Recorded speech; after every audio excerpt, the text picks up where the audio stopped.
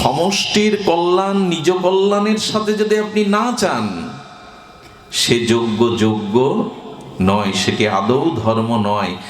আমাদের ভাগবত কি বলে দিয়েছেন জানেন? এত বড় কথা কোনো শাস্ত্র বলেনি, যে অপরকে অপমান করবার জন্য, অন্যের কাছে প্রতিযোগিতায় নিজের মান সম্মান বাড়ানোর জন্য, নিজের যশ খ্যাতি অহমিকা প্রকাশের জন্য যজ্ঞ করে এর মাথা কেটে নাও, ভাগবত বলেছেন। এই শব্দ উচ্চারণ করতে গিয়ে আমার লোম খাড়া হচ্ছে, ভয় হচ্ছে কথাটা বলতে।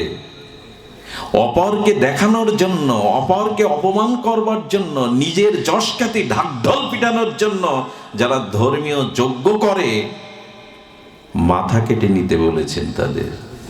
শুধু বলেননি, মাথা কাটাও হয়েছিল। পৃথিবীতে প্রথম যজ্ঞ কে করেছিল বলুন? এই পৃথিবীতে প্রথম যজ্ঞ করে দক্ষ প্রজাপতি। দক্ষ, উনি প্রথম যজ্ঞ করেন। সে যজ্ঞ সাধারণ না, ঋষিরা ছিল, মণিরা ছিল, দেবতারাও ছিল, ব্রহ্মাজিও ছিলেন। শিবকে অপমান করবার জন্য, শিবকে নিচ করবার জন্য এই যজ্ঞের মাথা কেটে নেওয়া হয়েছিল। ভাগবত কি শিক্ষা দিচ্ছে দেখুন, যজ্ঞ অপরকে দেখানোর জন্য না, যশ খ্যাতি ঢাকঢোল পিটানোর জন্য না, অন্যকে অপমানিত করে নিজের মানকে প্রকাশের জন্য ধর্ম এবং যজ্ঞ নয়। যজ্ঞ হতে হবে ব্যষ্টির সাথে সমষ্টির কল্যাণ, তাকেই বলে যজ্ঞ, তাকেই বলে ধর্ম। মাথা কেটে নিল, কি মাথা বসিয়ে দিল? ছাগলের মাথা। তাদের স্মৃতি মনুষ্য স্তর স্মৃতি নয়, ছাগলের মাথা বসিয়ে দিল। এখন হয় কি, ওখানে 70,000 টাকা প্যান্ডেল, আমি 1 লাখ টাকার করে দেখাবো। ওরা সঞ্জয় বাবুকে এনেছে 70,000 টাকা দিয়ে, আমি অনিল বাবুকে আনবো। প্রতিযোগিতার নাম যজ্ঞ, অপরকে দেখানোর নাম যজ্ঞ আদৌ নয়। বুঝতে ভুল হয়েছে। ধর্ম তাকেই বলে, যজ্ঞ তাকেই বলে ব্যষ্টির সাথে সমষ্টির কল্যাণ যখন আপনার দ্বারা হবে, নিরভিমানে নিরহংকারে নিজের কর্তৃত্ব ত্যাগ করে, তারই নাম ধর্ম। ধর্মের সংজ্ঞা আমাদের জানতে হবে। ধর্ম কি করে? তাপত্রয় নষ্ট করে। ধর্ম কি করে? তাপত্রয় নষ্ট করে। ধর্মের যথাযথ আশ্রয় নিন, নিজের সাথে অপরের কল্যাণ কামনা করুন, তাহলে কি হবে জানেন? তাহলে তাপ আছে, কিন্তু তাপ, একটা দৃষ্টান্ত দেই। একটা জ্বলন্ত উনানের উপরে দুধের হাঁড়ি দিয়েছে, ধ্যান দিয়ে শুনুন। আমি তো পৌঁছাতেই বিলম্ব করেছি, ক্ষমা চেয়ে নেই, দ্রুত বলতে হচ্ছে। হাঁড়িতে, জ্বলন্ত উনানে হাঁড়িতে দুধ দিয়ে দিলেন, দুধটা উদ্বর্তনশীল হয়ে পড়ে যাচ্ছে, দুধটা পড়ে যাচ্ছে। আপনি কি করেছেন? দুধটা বাঁচানোর জন্য দৌড়ে গিয়ে তপ্ত সেই গরম হাঁড়ি ধরলেন। হাঁড়ি কি আর থাকে? হাতও পড়লো, হাঁড়িও উল্টালো, দুধও শেষ। হয়তো প্রায় এরকম। কিন্তু একজন ব্যক্তি দেখছেন দুধ উদ্বর্তন হয়ে যাচ্ছে, তিনি একটা গামছা নিলেন, নরম কাপড় নিলেন, নিয়ে ধীরস্থির ভাবে গিয়ে কাপড় দিয়ে, নতুন গামছা দিয়ে ধরে লাগালেন। তাপ লাগলো তো? হাত পুড়লো তো? পড়লো কি? পাত্র উল্টে গেল কি? দুধ নষ্ট হলো কি? এরই নাম ধর্ম। এরই নাম ধর্ম। মানে সংসারের দৈহিক, মানসিক, আধ্যাত্মিক তাপ আছে, যন্ত্রণা আছে, কিন্তু যা ধারণ করলে, ওই তাপকে ধরলেও তুমি আর পড়বে না। তাপ আছে, অথচ তাপ লাগবে না, জ্ঞান হারাবে না, অমৃতরূপ জ্ঞান হারাবে না, পাত্রও সুরক্ষিত থাকবে, তারই নাম ধর্ম। সংসারে তাপ যাবে, জ্বালা যন্ত্রণা রোগ শোক যাবে, তুলে দিতে পারবেন? সংসারে মৃত্যু থাকবে না, অশান্তি থাকবে না, জ্বালা থাকবে না, এমন হয়েছে কখনো? ধর্মকে ধরা মানে তাপ থেকে মুক্ত হওয়া। এই জন্য এখন যারা, আপনারা কত দূর থেকে এসেছেন, এখন সাংসারিক, মানসিক, শারীরিক তাপ আপনাদের আর দগ্ধীভূত পোড়াতে পারছে কি? আছে কোনো সংসার জ্বালা এখানে অনুভূত হচ্ছে? যদি মন দিয়ে শোনা যায়, বিশ্বাস দিয়ে শোনা যায়। দেখুন, শুধু বাইরের বিকাশ, বাইরের উন্নতি করেন না, শুধু বাইরের বিকাশ, বাইরের উন্নতি করলে রাবণের লঙ্কার বিকাশ হয়ে যাবে, অযোধ্যার বিকাশ হবে না। লঙ্কাও সোনার লঙ্কা, সোনা দিয়ে গড়া, কিন্তু বাতি জ্বালাবার আর কেউ থাকবে না। তাই শুধু বাইরের বিকাশ, বাইরের উন্নতি করবেন না। ওই যে কালকে কি বলছিলাম, শঙ্কর, মানুষ এসে বসে কোথায়?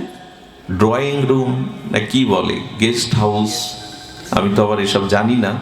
তো ধরেন আপনার বাড়ির ভেতরের ঘরের বাইরের ঘরে অতিথি যারা এসে ওখানে অবস্থান করে, যাদের বসতে বলেন, ওটা পরিপাটি রূপে শিল্পমণ্ডিত করে, সংস্কার করে, আধুনিকতার ছোঁয়া দিয়ে সাজানো, পরিপাটি করা। কিন্তু ঘরের মধ্যে আবর্জনা, দুর্গন্ধ।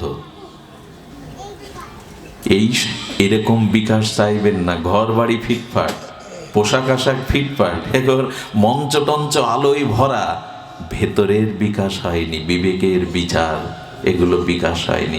এটা হবে লঙ্কার বিকাশের মতো, অযোধ্যার বিকাশ নাই। ধর্মের মূল জিনিসটা হলো ত্যাগ। সেই ত্যাগই যদি না থাকে, আপনি ধর্ম করেন না, ওই রাবণের মতো সারা জীবন পূজা করে কাপালে কি হবে? তুলে পরাজিত হয়ে যাবেন, টিকতে পারবেন না। রামের মতো একদিন পূজা করুন, যথাযথ রূপে করুন, সৃষ্টির জগতের মঙ্গলের জন্য স্বার্থশূন্য হয়ে করুন। তাহলে দেখবেন ধর্ম যথাযথ রূপ নিয়েছে, যথাযথ রূপ নিয়েছে। আরেকজনের যজ্ঞ নষ্ট হয়েছিল, মনে আছে? আমরা যা করছি এখন, তা যদি চোখে আঙুল দিয়ে একটু দেখানো যায় কেন কল্যাণ হচ্ছে না, তার কারণ দেখুন। নিকম্ভিলা যজ্ঞ কে করেছিল? মেঘনাদ, রাবণ পুত্র। এসব তো এখন পড়ি না, রামায়ণটন তুলে রাখা নেই ঘরে। আর ওটা তো আর লাল কাপড়ের মধ্যে কেউ বের করে না। রামানন্দ সাগর আমাদের খুব উপকার করেছেন রামায়ণ সিরিয়ালটা করে, কিছুটা অন্তত মানুষ জানতে পেরেছে।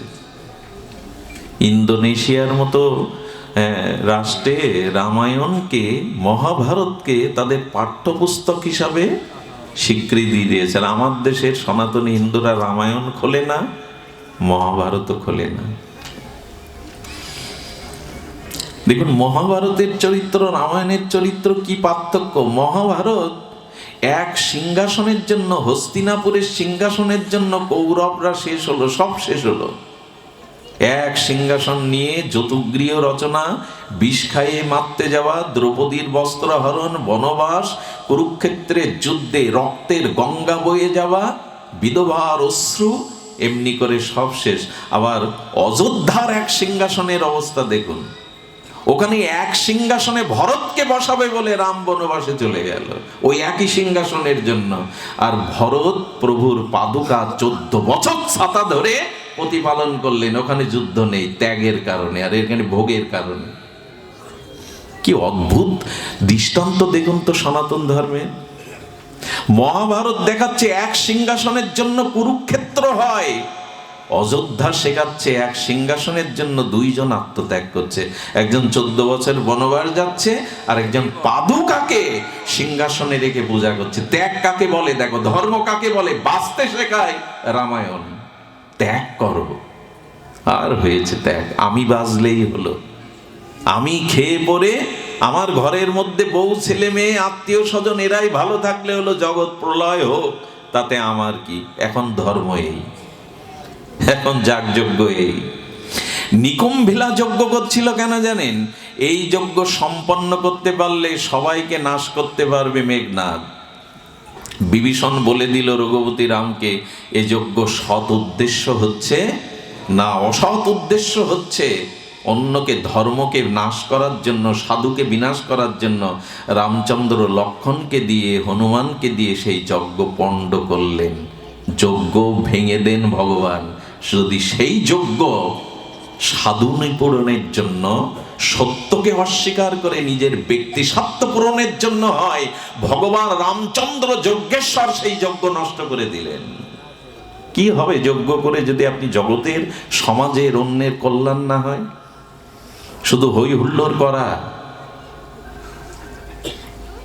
ধর্ম তাকেই বলে যা তাপ হতে বিবেক জ্ঞানকে সুরক্ষিত করে, তাপ লাগতে দেয় না। সব থেকে বড় ধর্ম এই জন্য আমাদের নিজের কল্যাণের সাথে সাথে অন্যের কল্যাণ আর সকলের জন্য ত্যাগ স্বীকার করা।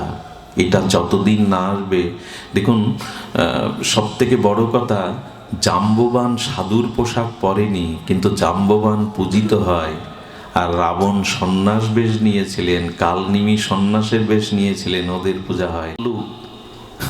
ওনার সাধুর পোশাক নেই, কিন্তু রামের পাশে উনি পূজিত হন।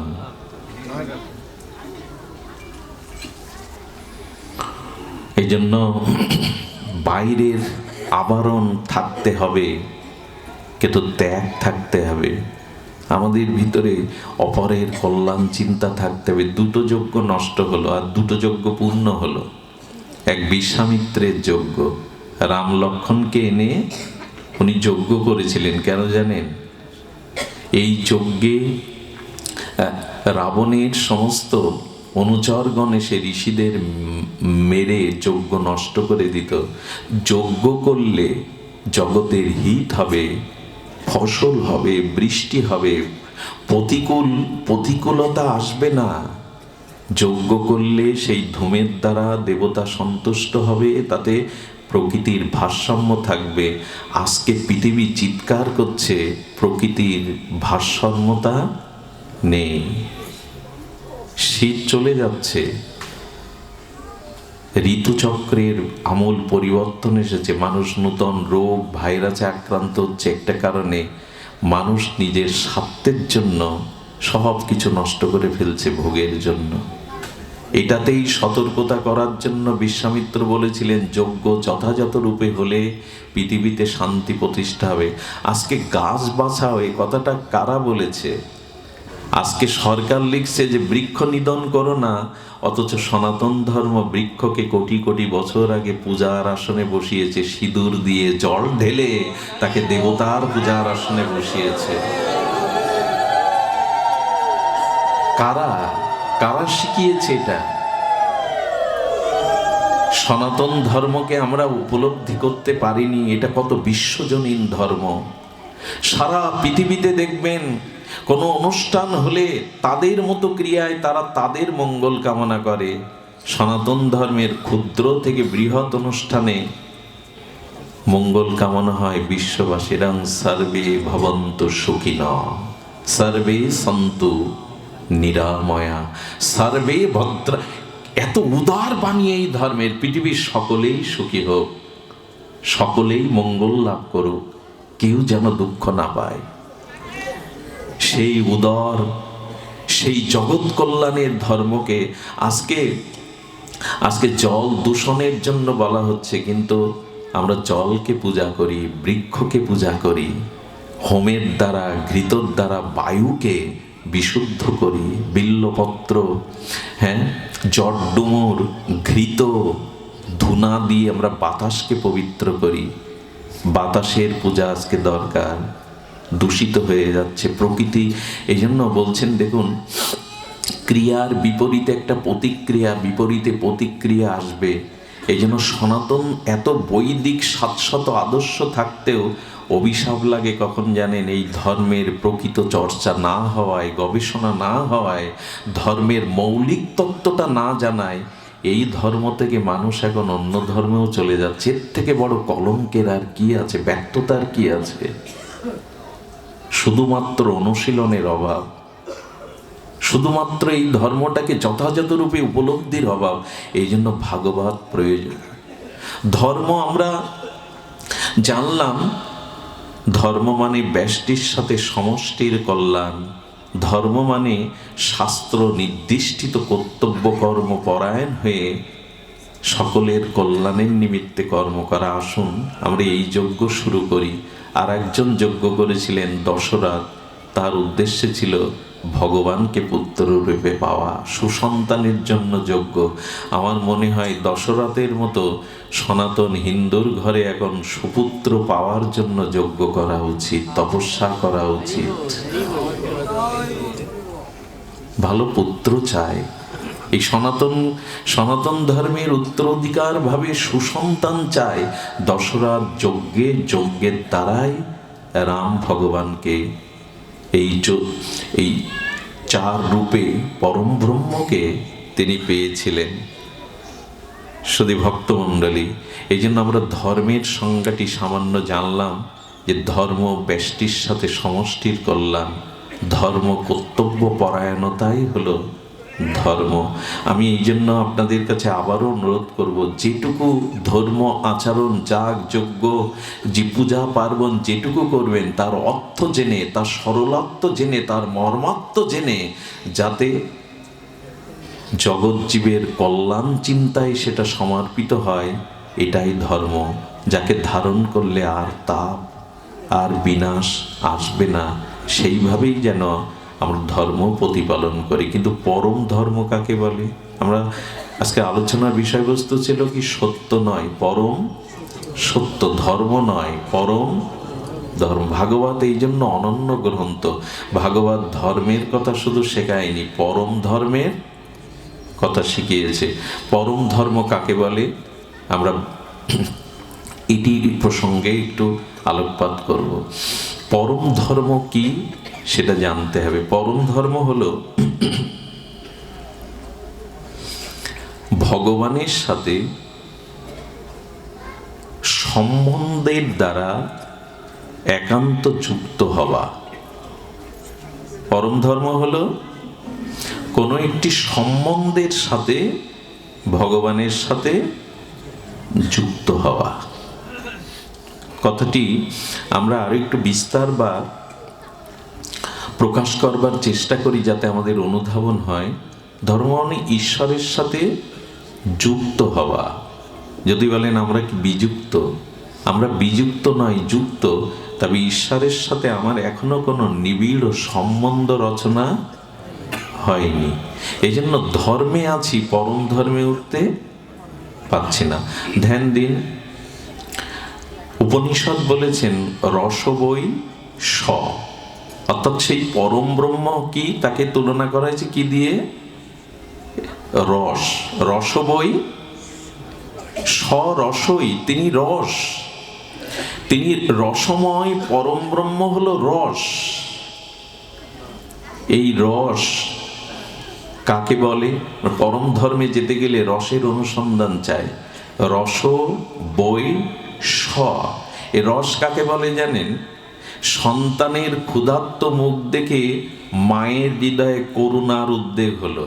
সেই করুণার কারণে ক্ষুধার্ত সন্তানের মুখপানে চেয়ে তার বুক থেকে দুগ্ধ স্খলিত হতে লাগলো। এরে বলে রস।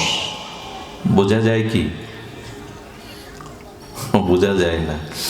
মায়ের বুকে সন্তানের সম্বন্ধ বা নারীর টানে তাকে দেখার সাথে সাথে তার ভিতর থেকে যে স্নেহ, করুণা, মমতা খরিত হয়ে রক্তবিন্দু থেকে অমৃত দুগ্ধ রূপান্তরিত শুধু হলো না, স্তন থেকে খসে পড়তে লাগলো।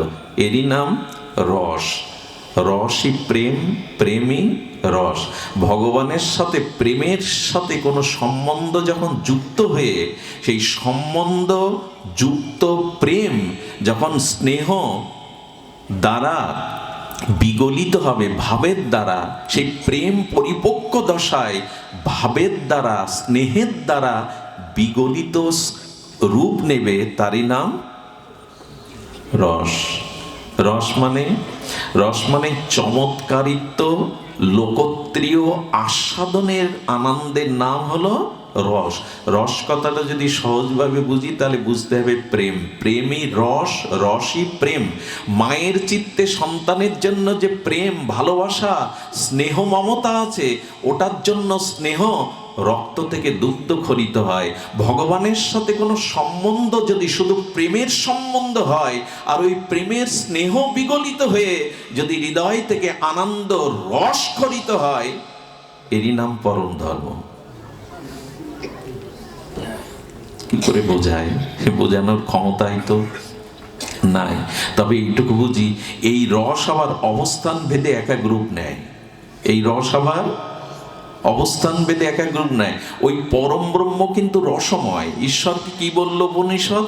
রস বই সা রস। ঈশ্বর কি? ঈশ্বর রসময়। এই রস আবার যখন শ্রীধাম বৃন্দাবনে গোকুলে যশোদা অঙ্গনে আসেন ওই রস, তখন তার নাম হয় শ্রীকৃষ্ণ রস। ওই পরম ব্রহ্মের রস যখন অযোধ্যার কৌশল্যার কোলে আসে তখন হয় রামরূপ রসব্রহ্ম। ওই রস যখন কাশীতে বারাণসীতে রস ঘনীভূত রূপ নেয় তখন হয় শিব। বোঝা গেল কি? রস ঘনীভূত হলে কি হয়? জল জমাট বাঁধলে কি হয়? জলের কি আকার আছে? জল কি সাদা? ঠান্ডাকৃত যোগে শীতলীকরণ যোগে জমাট বাঁধলে কি হয়? জলেরও আকার হয়, রূপ হয়। সেই রস যখন যশোদার কোলে সম্বন্ধরূপ স্নেহের কারণে রূপ নেয় তখন সেই রসব্রহ্মের নাম হয় কৃষ্ণ। ওই রস যখন কৌশল্যার কোলে যায় তখন হয় রাঘবেন্দ্র রামভদ্র। ওই রস যখন কাশীতে বারাণসীতে যায় তখন সেই রসের নাম হয় শিব। ওই রস যখন যোগী মণি ঋষিদের চিত্তে আসে তখন সেই রসের নাম হয় কি? নাম হয় বিশুদ্ধ শান্ত রস। যোগী ঋষিদের কি রস আছে ভেতরে? শান্ত রস। ওখানে ওরা জগৎ থেকে সমস্ত অন্তর্মনা হয়ে ওই শান্ত অবস্থায়, কোনো কামনা বাসনা তাদের আর নেই। যোগী ঋষিদের চিত্তে ওই রস এলে কি রস হয়? শান্ত রস। আচ্ছা, ওই রস যদি কোনো সেবকের চিত্তে প্রবেশ করে তখন হয় দাস্য রস। বোঝা যায় মা? ওই রস যখন, ওই প্রেম যখন কোনো দাসের ভিতরে প্রবেশ করে তখন তার নাম হয় দাস্য রস। ওই রস যখন কোনো সখার ভিতরে প্রবেশ করে, বন্ধুর ভিতরে, তখন সেটা হয় সখ্য রস। ওই রস যখন কোনো মায়ের ভিতরে প্রবেশ করে সন্তানের জন্য তখন হয় বাৎসল্য রস। কিন্তু আর একটা রস আছে, যে রসটা প্রেমী এবং প্রেয়সীর, যখন প্রেয়সীর মধ্যে ওই রস প্রবেশ করে প্রিয়ার জন্য, প্রীতমের জন্য, তখন হয় ওটা মধুর রস। আমাদের উপাসনাটা এই রসের। আমাদের উপাসনাটা শুষ্ক না, শুধুমাত্র ভগবান তুমি সর্বশক্তিমান, ফুল চল ছড়ালাম, মন্ত্র ঝাড়লাম, এরকম না। আমাদের উপাসনাটা হলো রস উপাসনা। কে জানিয়ে গেছেন এটা? শ্রীমান মহাপ্রভু। এই রস ঘনীভূত হলে, যখন ঘনীভূত হয় এই রস যখন অনেকগুলো মূর্তি ধরে পরম চিন্ময় আনন্দে মগ্ন হয় তার নাম রাস। এই রস ওখানে রাধা কৃষ্ণ নেই, ওখানে গোপীরা নেই, ওখানে রস এক একটা রূপ নিয়েছে। রসের ঘনীভূত রূপ হলো রাস। আর ওই রাস মহাপ্রভু হরিনামের মধ্যে দিয়ে গেলেন। এবার ওই রাস মিলিত আস্বাদন। আমি মনে হয় একটু গভীরে যেতে চেষ্টা করছি, রাতও গভীর হচ্ছে, সময়ও গভীর হচ্ছে। আসুন, রস উপাসনা আমাদের শুষ্ক উপাসনা নয়। চৈতন্য মহাপ্রভু এই রস সিন্ধুর সন্ধান আমাদের দিয়ে গেছেন। চারিদিকে রস আর রস। এখানে বিষ নেই, এখানে অন্য কিছু নেই। এরই বলে পরম ধর্ম। সেই পরম ধর্মের প্রথম সত্তাটি ওই রসে পৌঁছাতে গেলে যেটা আপনাকে ছাড়তে হবে, এই মুহূর্তে যদি ছাড়তে পারেন ওই রসে আপনারও অধিকার। সেই ছাড়তে হবে হলো পুরুষ অভিমান। ওখানে কোনো পুরুষের প্রবেশ, এসব কথা মেনে নিতে পারবো তো? ওইখানে কোনো, আচ্ছা পুরুষের কেন নাই? না, এই কারণে পুরুষ শব্দটার একটা অর্থ হচ্ছে অহংকার। আমি তো কর্তা, আমি তো সব করি। এই জন্য আমাদের সমাজে নাম দেওয়া হয় পুরুষ শাসিত সমাজ। পুরুষ মানেই একটা কর্তা, অভিমান। তো অভিমান থাকলে, নিজে কর্তা ভাব থাকলে ওই রসে কোনোদিন পৌঁছানো যাবে না। এই রস, এই রসে পৌঁছাতে গেলে মহাপ্রভুই বলে দিয়েছেন। কারণ দেখবেন ওই রসের কোনো পুরুষ আকার বা প্রকৃতি আকার নেই। রসের আকার আছে কি? রসের আকার নেই। রস মানে প্রেম, প্রেম মানে আনন্দ। আরো একটা মজার কথা শুনুন, এই রস বা প্রেম এটা আস্বাদন একা হয় না। আচ্ছা, আপনারা সব চলে যান, বিদায় নেন, নিয়ে আমাকে এখানে একা বসিয়ে রাখুন, রস আস্বাদন হবে তো? রস হতে গেলে পতি পত্নী, রাধা কৃষ্ণ, জানকী রাম, দুটো কেন ওখানে? খুব মজার কথা, শাস্ত্র বলেছেন উপনিষদ, একাকী ন রমতে, একা কখনো রমন বা প্রেম বা আস্বাদন, ভালো করে শুনুন, একা কখনো রমন হয় না। একাকী ন রমতে, একা রমন হয় না। এই জন্য রস আস্বাদনের জন্য দুই তত্ত্ব লাগবে। দুই তত্ত্ব ছাড়া, এই জন্য ওই একই রস দুই ভাবে বিভাজন হয়েছে, রাধা কৃষ্ণ সীতারাম হর পার্বতী। একা রমন হবে না। কিন্তু এই রসের সমাপ্তি কোথায় জানেন? দুইজন ছাড়া রমন হবে না, দুইজন ছাড়া মিলন হবে না, দুইজন ছাড়া প্রেম হবে না। কিন্তু এই রসের বা প্রেমের পরিণতি কোথায় জানেন? পরিণতি হলো এই দুই তত্ত্ব রস মিশিয়ে এক করে দেওয়ার নামই হলো রসের চরম পরিণতি। দুই, যে যাকে ভালোবাসে, যার সাথে যার প্রেম আছে, সম্বন্ধেই রসের, সে কি করে জানেন? চিরদিন একটা অনুসন্ধানে থাকে তার সাথে একেবারে। দেখবেন মাঝে মাঝে ভক্তদের সাথে দেখা হয়, এমন জোরে আলিঙ্গন করে মনে হয় পাঁজর টাজর ভেঙে ওর মধ্যে ঢুকিয়ে নিতে যাচ্ছে বুকের মধ্যে। অনেক দিন পরে বাবা মেয়েকে পেয়েছে, 10 বছর পরে এসেছে, বাবাকে মেয়েটা এমন ভাবে জড়িয়ে ধরে যেন বাবার মধ্যে ঢুকতে চেষ্টা করেছে, সে হাড় গোড় ভেঙে ওর মধ্যে অস্তিত্বটাকে নিয়ে যেতে চাচ্ছে। প্রেমের চরম পরিণতি রসে। প্রেম দুই ছাড়া হয় না, একাকী ন রমতে, কিন্তু এক সময় অন্যের মধ্যে মিশে নিজের সত্তাকে হারিয়ে যাওয়ার নামই হলো রস। সেটাই বৃন্দাবন লীলার পরে নবদ্বীপ লীলায় হয়েছিল। ওই রাধা কৃষ্ণ প্রেমরসে মিলিত হয়ে ঘনীভূত হয়ে এক হয়েছিল, তার নাম গৌর হরি। ওই প্রেমের পরিণতি, ওই হলো রসের চরম পরিণতি। যে যাকে ভালোবাসে তার মধ্যেই সে প্রবেশ করতে চায়, দুই থাকতে আর ভালো লাগে না, দুই থাকতে আর ভালো তার লাগে না। লাগে কি? মীরাবাইয়ের কি লাগলো? মীরা যখন চলে গেল না মেওড়া থেকে রাজস্থানে, একটু ভক্ত চরিত্র, মেওড়া থেকে রাজস্থানে যখন মীরা কম অত্যাচার সহ্য করেনি, মাধবী সখী বৃন্দাবনের, তবু কম অত্যাচার, কত কলঙ্ক, কত অত্যাচার সব সহ্য করে মীরা যখন চলে গেল, মেওড়াতে অনাবৃষ্টি দেখা দিল, ফসলহানি দেখা দিল, সবাই চিৎকার করতে লাগলো।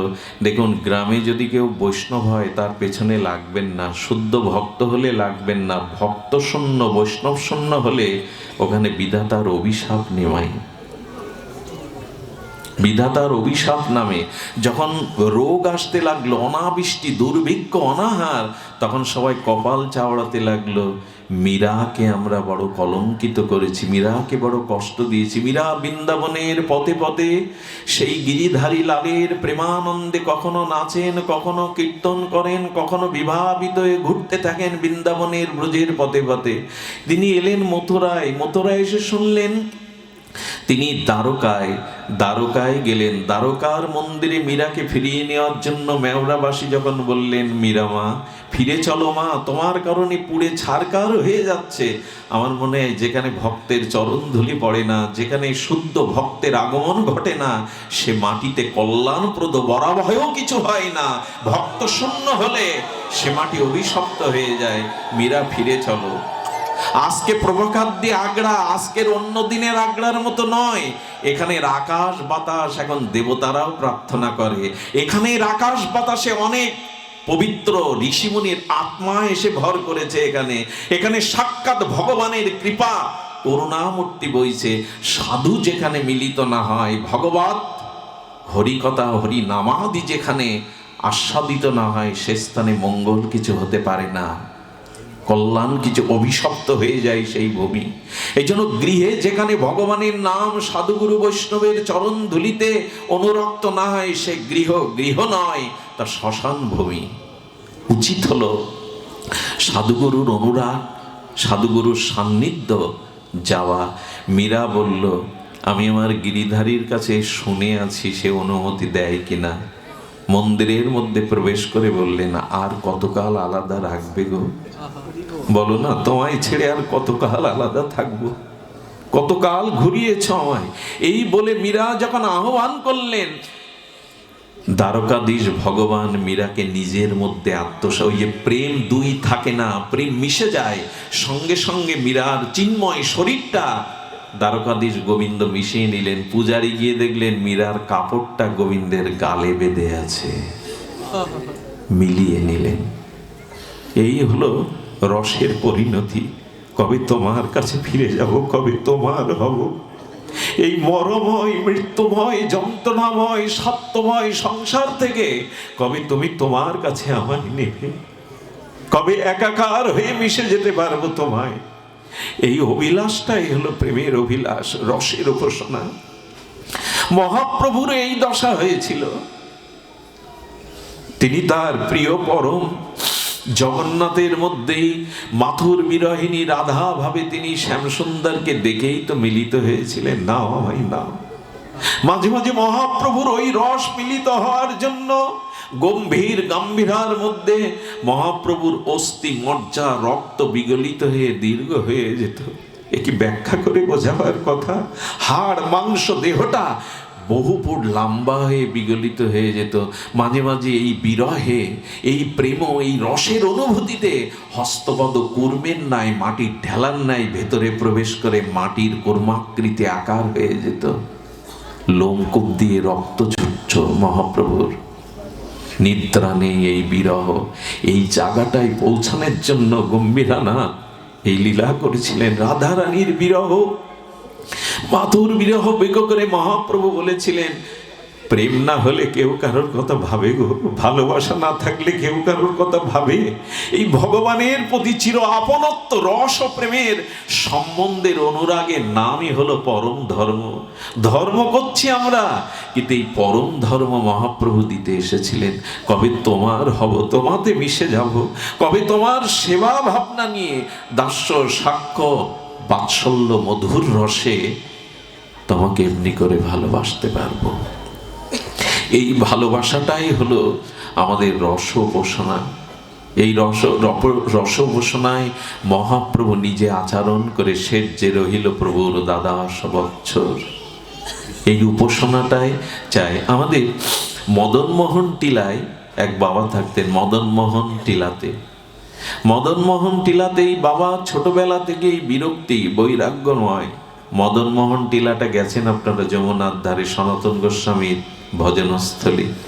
শুধু বৃন্দাবনে গিয়ে প্রেম মন্দিরে ছুটে যাবেন না, এই সব জায়গায় যাবেন যেখানে গোস্বামী তাদের অনুভূতি মেশানো আছে। প্রেম মন্দিরে যাবেন, বিখ্যাত প্রেম মন্দির, কিন্তু এদের স্থানে যাবেন, একটা অনুভূতি পাবেন ওই মাটিতে। এক বাবা থাকেন, তার উপাসনা কি জানেন? আহা, তার উপাসনা কিছুই না। ব্রজবাসীদের দুয়ারে দু চার মুঠো ভিক্ষা করে পেতেন, আর তার উপাসনা শুধু একটাই, চোখের জলের কান্না। কি বলে জানেন? রাধা মাধব, তুমি তো নিত্য লীলা বিহার করছো বৃন্দাবনে, আমি দেখছি না, মানে আমার অনুরাগ জন্মালো না, আমার উৎকণ্ঠা পিপাসা এলো না। আমাদের এই প্রেমটা, রসটা হলো পিপাসার উপাসনা, শুধু চোখের জল। তবে লোককে দেখানোর জন্য না, আড়ালে বসে বসে কাঁদেন, হে প্রিয়া, হে প্রীতম, তোমরা তো নিত্য লীলা করছো, কবে কবে দেখা দেবে, কবে দর্শন? এটা আবেগ নয়। আড়ালে মাঝে মাঝে ওই হারানো প্রিয়কে পাওয়ার জন্য যদি বুকে ব্যথা জাগে না, দুপোটা প্রেমশ্রু বিগলিত হয় না, আর কবে পাবো তোমায়? যাদেরকে পেয়েছি তারা আমার চিরদিনের সাথী নয়, তারা আমাকে বোঝে না। কবে তোমায় পাবো? রাত দিন ঝোপ ঝাড়ে বসে কাঁদে, মাদু করে ভিক্ষা করে খায়। এই কাঁদতে কাঁদতে কাঁদতে কাঁদতে অন্ধই হয়ে গেল। চোখের জল পড়তে পড়তে দৃষ্টিহারা হলো। একজন বলছে, গোসাই, এতটা বছর ব্রজের পথে পথে কেঁদে অন্ধই হয়ে গেলে, কি পেলে তুমি? বলো, দেখো, আমি অন্ধ হয়েছি, কিন্তু আমার প্রিয়া প্রীতম তো অন্ধ না। তারা যদি কখনো আমার দিকে একবার একটু দৃষ্টি দেয়, আমি অন্ধ হতে পারি, তারা তো অন্ধ না। একবার যদি কবে দেখা দেবে, কবে দেখা দেবে? একদিন বসে বসে ঝোপের মধ্যে ওইভাবে কাঁদছে প্রিয় প্রীতমকে। রাধা মাধব লীলা তো নিত্য বর্তমান, চিরন্তন, অবিচ্ছিন্ন তৈল ধারার ন্যায় লীলা চলছে। যেতে যেতে রাধারানী থমকে গেছে। শুনুন খুব মন দিয়ে, মাত্র 60-70 বছর আগের ঘটনা বৃন্দাবনে। থমকে দাঁড়িয়ে গেছে রাধারানী। করুণার ময়ী তো তিনি। শ্যামসুন্দর বললেন, রাধে, দাঁড়িয়ে গেলে একটা কান্না শুনতে পাচ্ছ মাতো? ওনার কানেই যায় এটা, বিগলিত করুণা রাধাত্ম। বলছে, একটা কান্না শুনতে পাচ্ছ প্রীতম? গোবিন্দ বললেন, আমি খেয়াল করিনি। বলো, কান পেতে শোনো, কাঁদছে একজন। আমার কি মনে হয় জানেন, খুব হৃদয়ের ব্যাকুলতা নিয়ে, উৎকণ্ঠা নিয়ে যদি হা গোবিন্দ, হা রাধে, হা গৌর বলে কাঁদেন, দাঁড়িয়ে যাবে। ভগবান সহ্য করতে পারে সবকিছু, ভক্তের চোখের জল সইবার মতো ক্ষমতা ভগবানের নেই। এখানে উনি পরাভূত হয়ে যান, ওখানে থমকে দাঁড়ান। গোবিন্দ বললেন, কানে আসছে, কে যেন কাঁদছে। রাধারানী বলছেন, কার জন্য কাঁদছে জানো? তোমার আর আমার জন্য। সারা জীবন কাঁদছে, তোমার আমার জন্য কাঁদছে। চলো না প্রীতম, চলো প্রীতম, চলো তাকে দেখা দিয়ে আসে। গোবিন্দ এলেন রাধারানীর সাথে। এসে গোবিন্দ ওনার কান্না ভোলানোর জন্য, দেখুন, গোবিন্দ ভক্তের চোখের জল সহ্য করতে পারে না। বাবাজিকে হাসাবে বলে এসে বলছে, বাবা, এভাবে কাঁদছ কার জন্য? স্ত্রী মরে গেছে। হাসাতে চেষ্টা করছেন গোবিন্দ। কণ্ঠস্বর শুনে মনে হয় অনেকদিন তো বৃন্দাবনে আছি, এমন কণ্ঠ তো কখনো শুনিনি। যার জন্য চোখের এত দিনের পিপাসা, কি তার কণ্ঠ? বললো, না, আমার তো স্ত্রী নেই। তবে কাঁদছ কেন? রোগ শোক জরা ব্যাধিতে? বললেন, না, আমি রোগ শোক জরা ব্যাধির জন্য কাঁদছি না। তবে কাঁদছ কেন? কাঁদছি কি জন্য? তোমাদের বললে তোমরা কি উপায় করতে পারবে গো? তোমরা পারবে উপায় করতে? এ জীবনে একটি বারের জন্য প্রিয়া প্রীতমকে দেখবো বলেই তো সারা জীবন কাঁদছি, বলে দিতে পারো তোমরা? রাধারানী যেই শুনেছেন প্রিয়া প্রীতমের জন্য, রাধারানীর চোখ বেয়ে বিন্দু বিন্দু অশ্রু পড়ছে। শ্যামসুন্দর বললেন, রাধে, তুমিও কাঁদছ, যাও ওকে কৃপা করো। রাধারানী এসে বাবাজির চোখে কোমল হস্ত বুলিয়ে দিলেন। যেই হস্ত বুলিয়ে দিলেন, এই প্রেমময়ীর হস্তের ছোঁয়া পাওয়ার সাথে সাথে দৃষ্টি ফিরে পেয়ে সেই যে যুগল মাধুর্য মূরতি দেখলেন, দেখার সাথে সাথে মূর্ছিত হয়ে পড়ে গেলেন। বেশিক্ষণ তো দেখা যায় না। মূর্ছিত হওয়ার পরে যখন সংজ্ঞা ফিরল, কি বলবো, গোবিন্দ ভক্তের চোখের জল ঘুচায় না, বাড়িয়ে দেয়। কান্নাটা সেদিন থেকে আরো 10 গুণ বেড়ে গেল, আরো 10 গুণ বেড়ে গেল। বাবাজি মহারাজ এসে বলছেন, এত কাঁদছেন কেন? বলে, দেখা না পাওয়াই ভালো ছিল। ওই রূপ যারা নয়নে দেখে, ওই রূপ দেখার জন্য তাদের কান্না ছাড়া, হাহুতাশ ছাড়া আর কিছু বাকি থাকে না। বাবাজি মহারাজ ওই যে কাঁদতে শুরু করলেন। আচ্ছা, রাধারানী কি তাকে আরো কাঁদাবার জন্য ওখানে দেখা দিলেন? বললেন, না, এর 2 দিনের মাথায় বাবাজি প্রাপ্ত হয়ে গেলেন। রাধারানী তাকে চরণে নিয়ে নিলেন। ভক্তকে বেশি দিন দূরে রাখেন না, উনি দূরে রাখেন না। এই জন্য আসুন না, সংসারের জন্য, স্ত্রী পুত্রের জন্য আমাদের দুঃখ, ব্যথা, যন্ত্রণা, পিপাসা অনেক। কবে রাধা মাধবের জন্য এমন হবে, কবে রাধা মাধবের জন্য এমন হবে? এই জন্য ভাগবতকে ভালোবাসুন, সাধুকে ভালোবাসুন। এর মধ্যে দিয়েই আমাদের প্রাপ্তিটা আসবে। এই রসের উপাসনা মানে কি জানেন? বাজারে চোখের জল কিনতে পাওয়া যায় না গো। এই যে যজ্ঞের যত উপচার, উপাসনার যত উপচার, এটি পাওয়া যায় না, এটি মেলে না। এই জন্য তবে চোখের জল, উৎকণ্ঠা, বিরহ এর সাথে হৃদয় লাগবে। শুধু তাকে পাওয়ার জন্য, তাকে চাওয়ার জন্য একটা সম্যক